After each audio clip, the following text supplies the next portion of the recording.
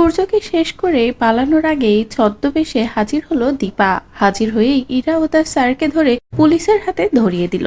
হ্যাঁ বন্ধুরা, অনুরাগের ছোঁয়ার আগামী পর্বতে আমরা ঠিক এমনটাই দেখতে চলেছি।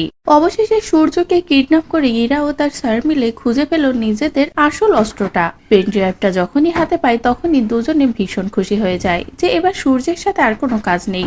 সূর্যকে ছেড়ে আমরা এখান থেকে চলে যাই, কিন্তু ইরার একটাই কথা, সূর্যকে এভাবে ছাড়া যাবে না, সবটা পুরোপুরি শেষ করতে হবে, সূর্যের প্রাণটাই নিয়ে নিতে হবে। যেটা শুনে তো ইরার স্যারও অবাক হয়ে যায়। অন্যদিকে দীপা তো ছদ্মবেশ নিয়ে ঠিকই ইরার কাছাকাছি পৌঁছে যায়। এদিকে সূর্যকেও যখনই শেষ করতে যাবে ইরা, ঠিক তখনই দীপা ছদ্মবেশ নিয়ে বাড়ির ভিতরে ঢোকে। এদিকে ইরা ও তার স্যার তো দীপাকে দেখে চিনতেই পারে না। অন্যদিকে দীপা খুব ভালো মতোই বুঝে যায় যে এক্ষুনি সূর্যকে ওরা শেষ করে দেবে। আর এটা বুঝতে পেরেই দীপা দেরি না করে ইশারা করে কাকাইকে যে এক্ষুনি পুলিশকে খবর দাও। পুলিশের হাতে এদের দুজনকেই ধরিয়ে দিতে হবে, ডাক্তারবাবুকেও বাঁচিয়ে নিতে হবে। এদিকে তবলা এমনকি বাকি সকলেও তো পুলিশ নিয়ে সেখানেই যাচ্ছে। যেভাবেই হোক সূর্য, দীপা, কাকাই সবাইকে ভালোভাবে বাঁচিয়ে নিয়ে আসতে হবে। এটা ভেবে যখনই সেখানে পুলিশ নিয়ে হাজির হয়, ঠিক সেই মুহূর্তেই দেখে ইরা ও তার স্যারও পালানোর চেষ্টা করছে। আর এটা দেখেই তাড়াহুড়ো করে দুজনকেই অফিসাররা ধরে নেয়। এদিকে দীপা সূর্যকেও বাঁচিয়ে নেয়। তো বন্ধুরা, এবার যদি সত্যি এভাবে দীপা নিজের ভালোবাসার শেষ রক্ষা করে,